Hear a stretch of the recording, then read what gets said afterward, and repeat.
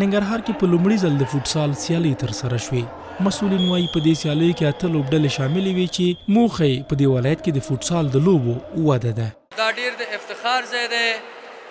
انشاءالله دغه اقدام به موږ دې ته وهڅوي چې په آینده کې هم د فوټسال سیالۍ په ننګرهار کې مروجې کړو او منظمې ټیمونه جوړ کړو تر څو وکولی شو چې په همدې سلسله کې مونږ د دغه طریقه ملی ټیم ته لاره پیدا کړي. زموږ د ننګرهار لوبغاړي و برای اولین بار هست که مسابقات جذاب فوتسال که هواداران خاص خودش خوشبختانه در سالهای اخیر در افغانستان و دنیا پیدا کرده، برای اولین بار اینجا در جمنازی هم به صورت معیاری برگزار میشه. لوبغاړي هم دا لوبې د ځان لپاره یو ښه فرصت ګڼي چې له دې لارې به وکولی شي د زونو بیا د فوټسال ملي لوبډلې ته لاره پیدا کړي.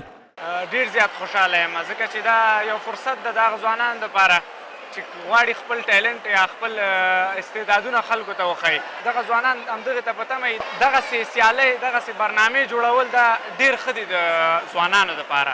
نو موږ ډېر خوشحاله یو ځکه چې دا لومړی ځل دی چې دغسې یو اقدام کیږي د فوټبال په میدان کې او په ننګرهار کې خصوصا ځکه چې دا اولین ځل دی چې داسې یو څوک میدان ته راښکته کیږي او وایي چې خدمت کوو فوټبال ته. موږ ډېر خوشحاله یو د دې لوبه ده ځکه اکثره ټول ځوانان موږ د ملي ټیم ته نه لرو.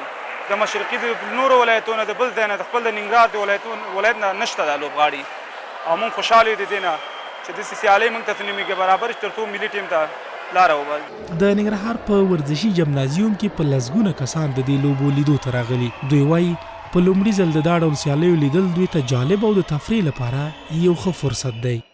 دغه د فوټسال لوبې لیدو ته راغلی ما دا ډېر د خوشحالۍ ځای دی. مخکې له دې نه په جلال آباد ښار کې دغسې فوټسال لوبې نه وې ترسره شوې او تاسو ګورئ چې ډېر مینوال او ډېر نندارچیان راغلي دي تر څو دغې لوبې د کتو څخه خوند واخلي. دا ډېر په ځای اقدام دی ځکه په ننګرهار کې مخکې دا اقدام نه و شوی.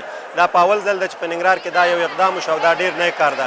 د یادونې ده چې دا سیالۍ د ځوانانو په نوم یوې خصوصي رسنۍ د فوټبال فدراسیون په همغږۍ په لار اچولي او مسؤلین وایي چې دوی په 8 زونونو کې ورته سیالۍ پلان کې لري چې ننګرهار یې 4م زون ده چې پکې یادې سیالۍ ترسره کوي.